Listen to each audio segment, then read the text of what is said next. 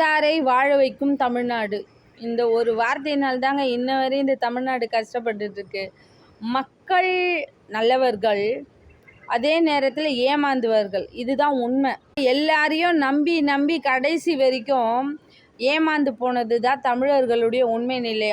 ஆதி காலம் தொட்டு இந்த காலம் வரைக்கும் தமிழர்களுக்கு ஒரு நம்பிக்கைக்குரியவர்களாக இருந்த தலைவர்கள் ஒரு சிலர் மட்டும்தான். மீதி எல்லாருமே இயற்கை வளங்களை விற்று அதன் மூலமாக அவங்களுடைய பொருளாதாரத்தை ஈட்டிக்கணும்.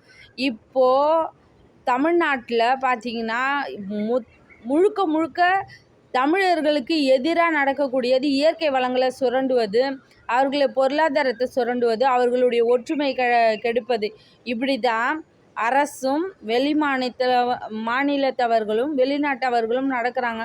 ஆனால் எதுவுமே வெளியில் தெரியாதபடிக்கு நடந்துக்கிட்டு இருக்கு. இதை உன்னிப்பாக கவனித்தா மட்டும்தான் நம்மளால் கண்டு கொள்ள முடியும். ஆனாலும் நல்ல குணம் கொண்டவர்கள் தமிழர்களுக்கு ஒத்துழைப்பாக இருக்கிறாங்க. ஆனால் உள்ளே இருந்து பிரிவினைவாதத்தையும் மக்களுடைய இயற்கையை சுரண்டி சாப்பிடும் இது மாதிரியான நிறைய பிரச்சனைகளை தமிழர்கள் மேலும் மேலும் சந்திச்சுட்டே இருக்காங்க. எவ்வளோதான் போராடுறது?